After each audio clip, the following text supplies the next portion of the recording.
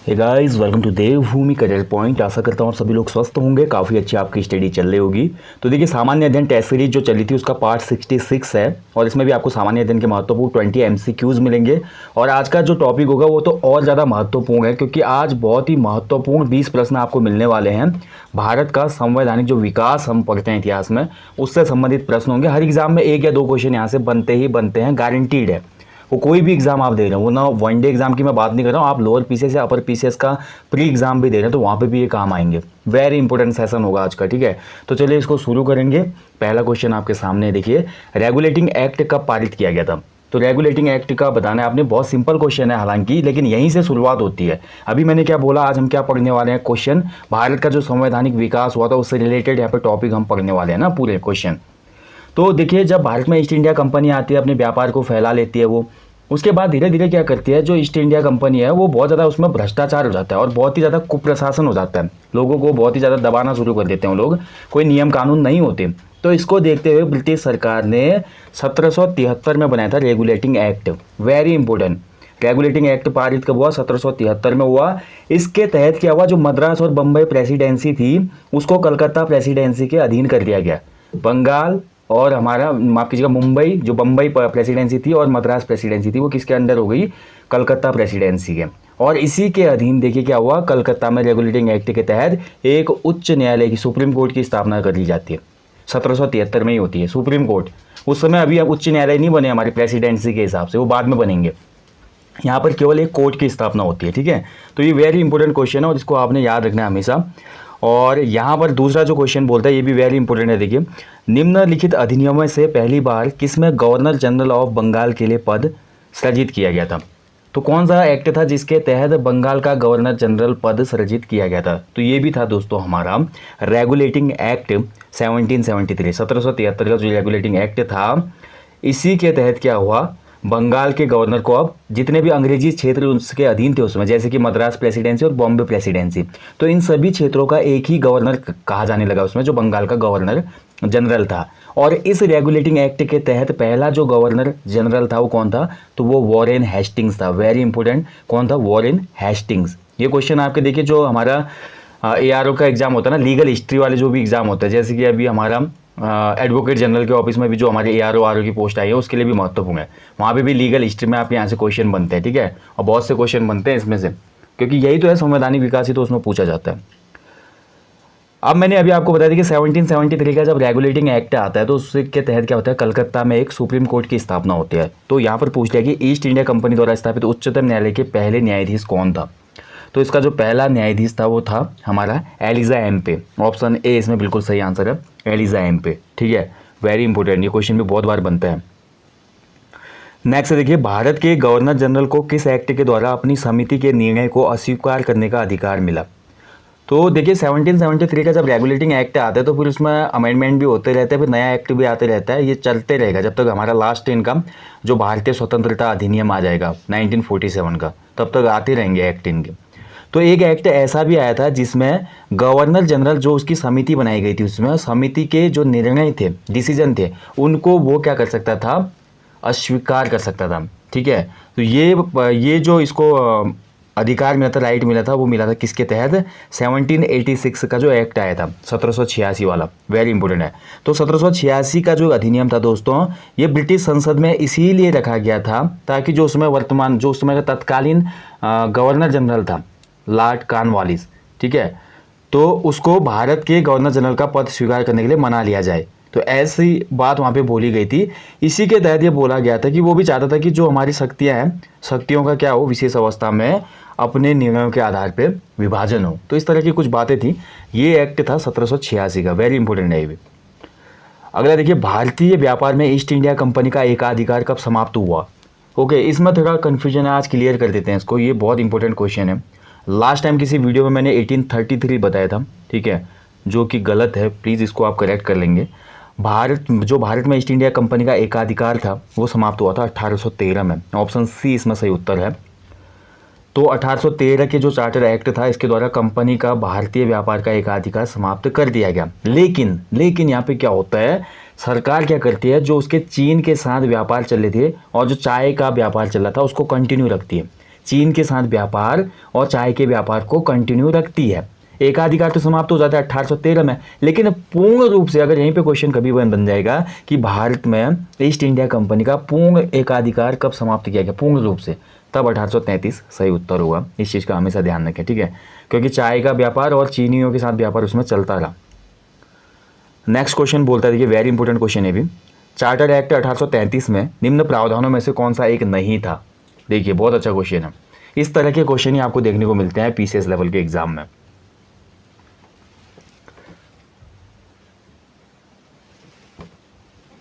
ठीक है, तो इसमें जो देखिए पहला ऑप्शन है ईस्ट इंडिया कंपनी की व्यापारिक गतिविधियों का समापन, बिल्कुल सही है, ये तो किया गया था भाई इस एक्ट के द्वारा।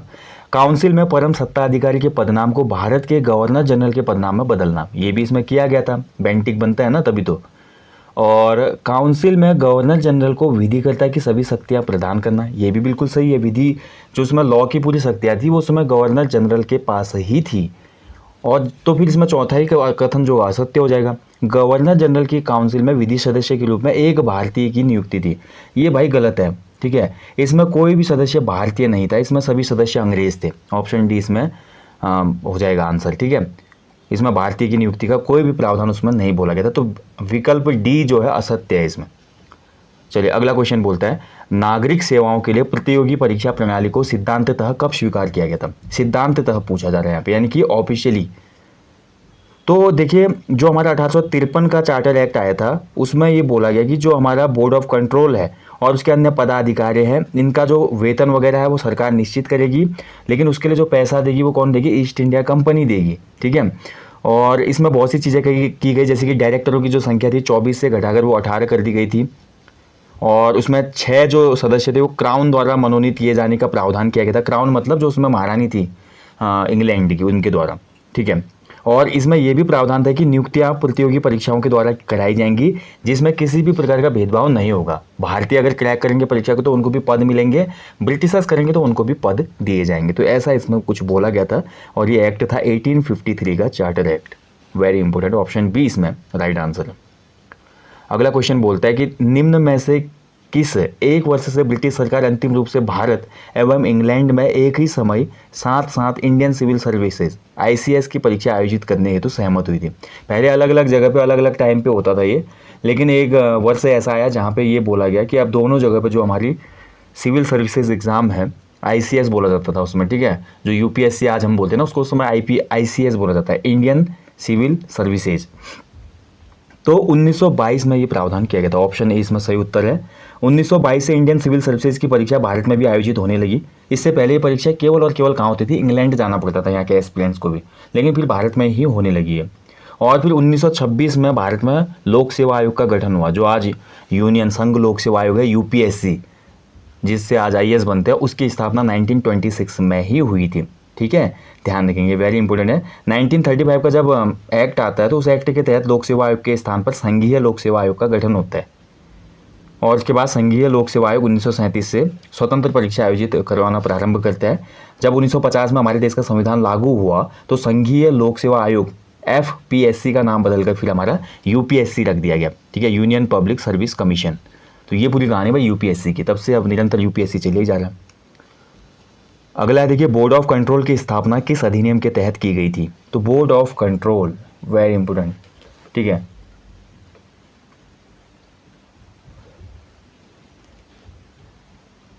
तो बोर्ड ऑफ कंट्रोल की जो स्थापना की गई थी दोस्तों, वो हमारा पिट्स इंडिया एक्ट के तहत की गई थी, यानी कि ऑप्शन डी इसमें सही आंसर हो जाएगा, पिट्स इंडिया एक्ट। ठीक है, पिट्स इंडिया एक्ट क्या था, देखिए कंपनी के जो वाणिज्यिक विषय थे ना, कंपनी के जो भी कमर्शियल बोल सकते हैं कि कमर्शियल मामले थे, उनको छोड़कर जितने भी अन्य मामले थे, जैसे कि सैनिक मामले, असैनिक मामले, राज्य संबंधित मामलों को एक नियंत्रण बोर्ड के अंडर लाया गया, अधीन रखा गया, और इसी को पिट्स का एक्ट कहते हैं 1784 का। ठीक है, तो यहाँ पे बोर्ड ऑफ कंट्रोल स्थापित होता है। Next question is, British east India company ने चाय के व्यापारिक अधिकार को कब खो दिया था। तो चाय का जो व्यापारिक एकाधिकार था उसको कब खो दिया ब्रिटिश ईस्ट इंडिया कंपनी ने, किस एक्ट के द्वारा। तो मैंने आपको बताया अभी, जो ईस्ट इंडिया कंपनी थी उसने व्यापार का एकाधिकार कब खोया था, 1813 में, लेकिन चीन के साथ व्यापार और चाय का व्यापार चलता रहा। अब इस क्वेश्चन का आंसर होगा 1833 का चार्टर एक्ट।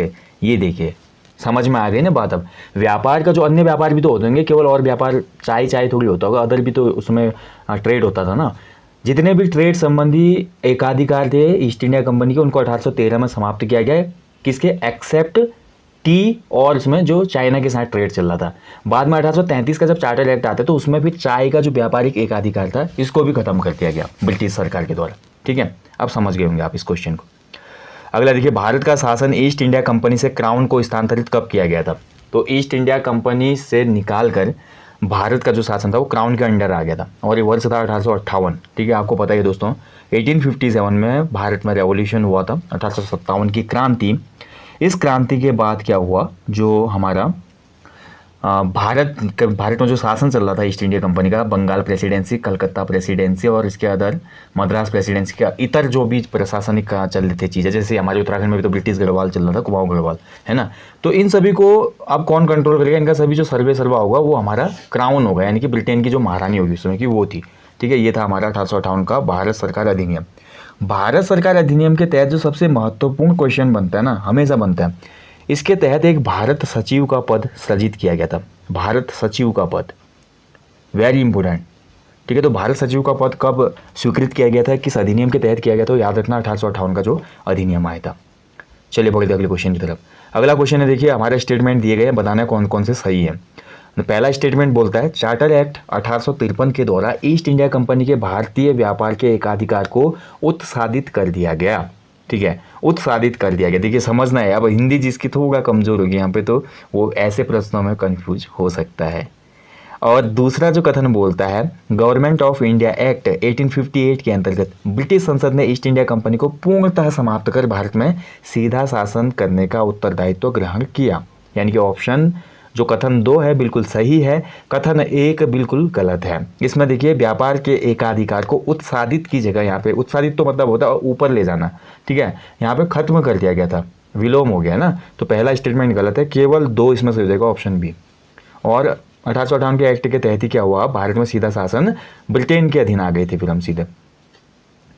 नेक्स्ट क्वेश्चन बोलता है कि निम्न में से किस अधिनियम के अंतर्गत भारतीय विधान परिषद को बजट पर बहस करने की शक्ति प्राप्त हुई? ये भी वेरी इंपॉर्टेंट क्वेश्चन है।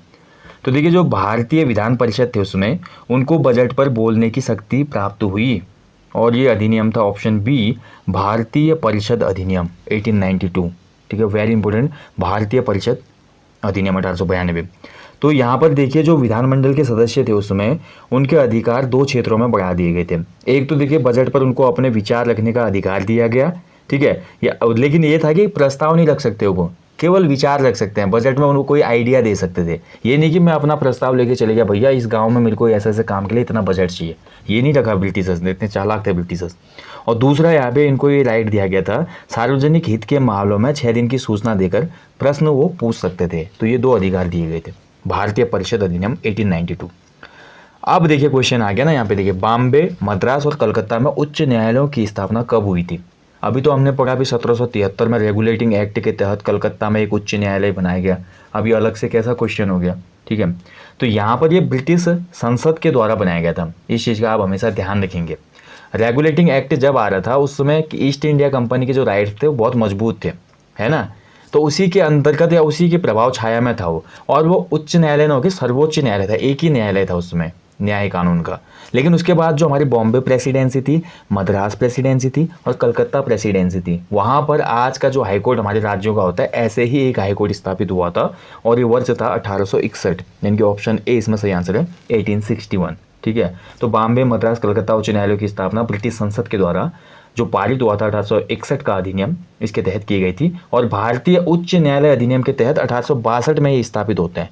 यहाँ पर देखिए हमारा अधिनियम जो था 1861 में आता है, क्योंकि ऑप्शन में 1862 है नहीं, लेकिन स्थापना जो होती है उनकी ना, स्थापना धरातल पे वो 1862 में होती है।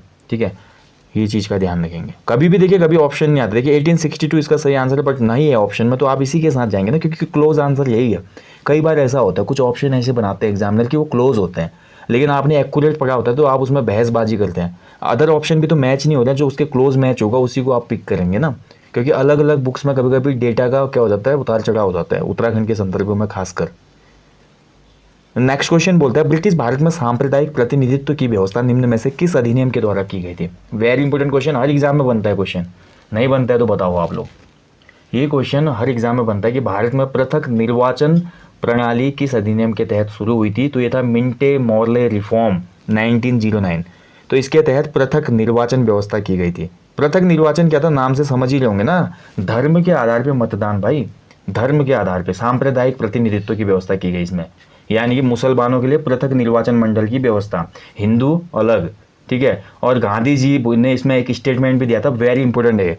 मिंटो मार्ले जो रिफॉर्म आए थे, इस पे हमारे गांधी जी का एक स्टेटमेंट आया था कि मार्ले मिंटो रिफॉर्म ने हमारा सर्वनाश कर दिया। ये किसने कहा था?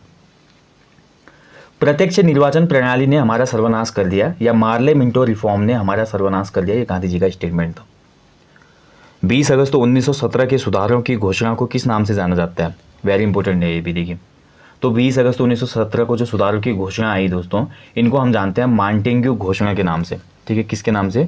मांटेग्यू घोषणा के नाम से, ओके। तो उस समय तत्कालीन जो भारत सचिव थे उनका नाम था एडविन मांटेग्यू। भारत सचिव कौन थे? Edwin Montagu. तो इनके नाम पर ही इसको मांटेग्यू घोषणा कहा जाता है। और फाइनली इंप्लीमेंट होते हैं मांटेग्यू जो हमारे जो घोषणा पत्र में जितने भी प्रावधान वगैरह थे, इसलिए हम जो चेम्सफोर्ड रिफॉर्म पढ़ते हैं ना 1919 वाले, वहाँ पे भी देखा जाता है इनको, इन जो सुधार है इनको यहाँ पे भी इम्प्लीमेंट किया जाता है, ठीक है। मांटेग्यू चेम्सफोर्ड रिफॉर्म 1919 में। दैत शासन का जनक किसे माना जाता है? ये बहुत बार क्वेश्चन बनता है दैत शासन वाला भी। तो जो सर लियोनिल कार्टिस हैं, इनको हमारा दैत शासन का जनक या फादर माना जाता है, ठीक है। और इसके दैत शासन संबंधी विचार थे, ये भारत सरकार अधिनियम 1919 का आधार बने, ठीक है। भारत सरकार अधिनियम 1919 का आधार बने दैत शासन प्रणाली, ओके। चलिए पकड़ते अगले क्वेश्चन की तरफ। 1919 में जब मांटेग्यू चेम्सफोर्ड अधिनियम पास हुआ था, तब इंग्लैंड का प्रधानमंत्री कौन था? देखिए क्वेश्चन तो आपने हमेशा पढ़ा होगा, जब भारत आज़ाद हुआ तो उसमें इंग्लैंड का प्रधानमंत्री कौन था? तो उसमें तो था क्लेमेंट एटली। लेकिन यहाँ पे ये बोला जा रहा है कि जब मांटेग्यू चेम्सफोर्ड रिफॉर्म आए 1919 वाले, उस समय कौन था तत्कालीन? तो उसमें ब्रिटेन का जो प्रधानमंत्री था वो था डेविड लॉयड जॉर्ज। यानी कि कौन सा ऑप्शन हो जाएगा? ऑप्शन ए, लॉयड जॉर्ज, ठीक है। 1916 से 1922 तक ये प्रधानमंत्री था इंग्लैंड का। अगला क्वेश्चन भी वेरी इंपॉर्टेंट क्वेश्चन है, देखिए। भारत सरकार अधिनियम 1935 के मुख्य तत्वों में सम्मिलित थे। तो जो हमारा भारत सरकार अधिनियम आया था 1935 वाला, वो वेरी वेरी इंपॉर्टेंट है, मतलब यहीं से हमारे देश में शासन प्रणाली के हिसाब से शुरू हो जाती है।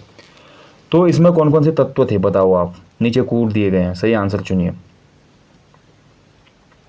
पहला ऑप्शन, एक संघ का प्रावधान, बिल्कुल सही है।